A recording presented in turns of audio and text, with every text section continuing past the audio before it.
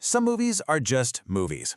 But every so often, one comes along that doesn't just entertain, it actually ends up completely reshaping a real-world business. So today, we're going to dig into the story of risky business and how it became one of the most powerful and honestly accidental marketing case studies of all time. And it all starts right here, with this one super simple instruction from the original script back in 1983.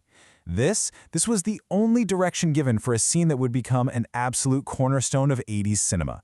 No mention of underwear, no socks on a wood floor, just dance to rock music. That's it. And, this is where the magic of filmmaking really kicks in. That super vague direction gave a young Tom Cruise the total freedom to improvise what is now, an unforgettable piece of pop culture history. It was that spontaneous, lightning-in-a-bottle energy that would end up supercharging literally everything the film touched. Okay, so to really get the impact here, you have to understand the context. This was director Paul Brickman's very first movie, and it was the role that basically launched Tom Cruise from just a rising talent into a full-blown movie star. Nobody expected it to be a generation-defining hit, but that's exactly what it became. And the numbers? Well, they don't lie. The film pulled in over $63 million at the box office. That made it the 10th highest-grossing movie of 1983. So yeah, it was a certified success with audiences. But its real financial impact? Well, that was about to be measured in a totally different way. All right, this is where the story gets really interesting. Let's talk about Ray-Ban.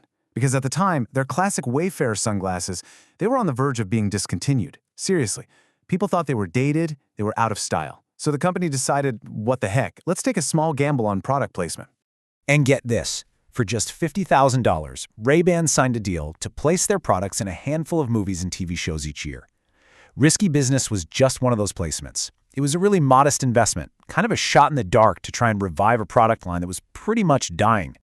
Now, to really wrap your head around what happens next, you have to understand just how dire things were. 18,000.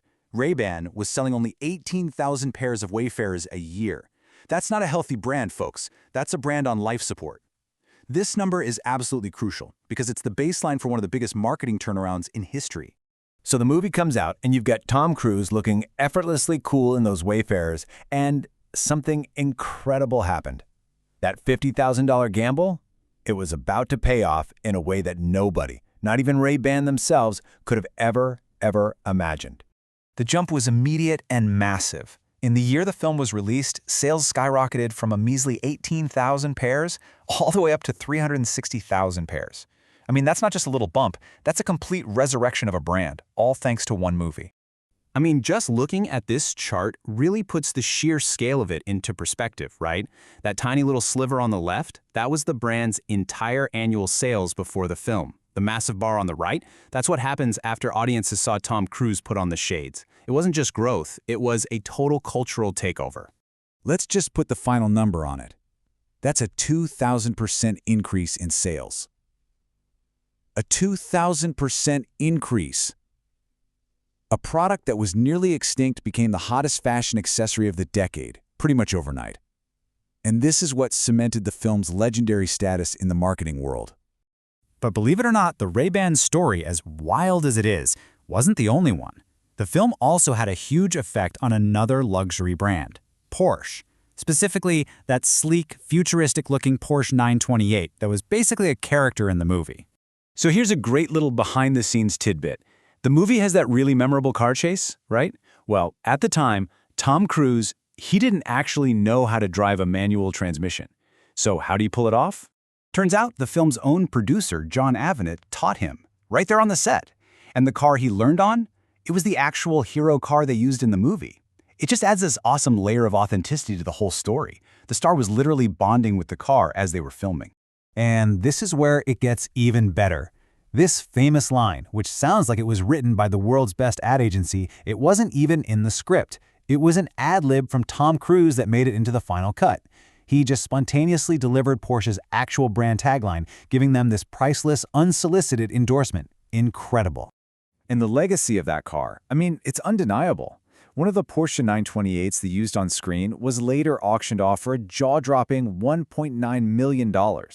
This wasn't just product placement. The film turned this car into a piece of cultural history with some serious value. So, okay, beyond the sunglasses and the car, the The film's entire identity was shaped by these really unique collaborations. A huge part of its cool, atmospheric vibe comes from its absolutely groundbreaking electronic score. You see, the original score just wasn't cutting it. It sounded like any other teen movie, so the director, Paul Brickman, did something pretty radical.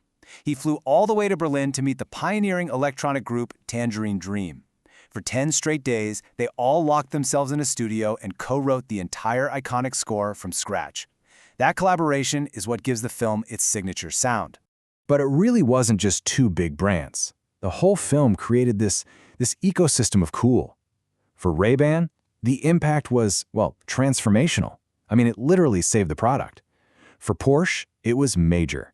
And even other brands like Pabst Blue Ribbon and Chivas Regal got a notable lift just by being a part of Joel Goodson's world.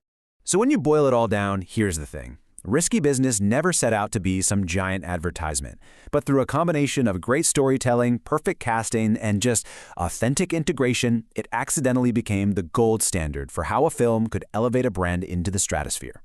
And that kind of leaves us with one final thought, right? In today's world, with hyper-aware marketing and sponsored content everywhere, could a placement ever feel this accidental, this authentic, ever again?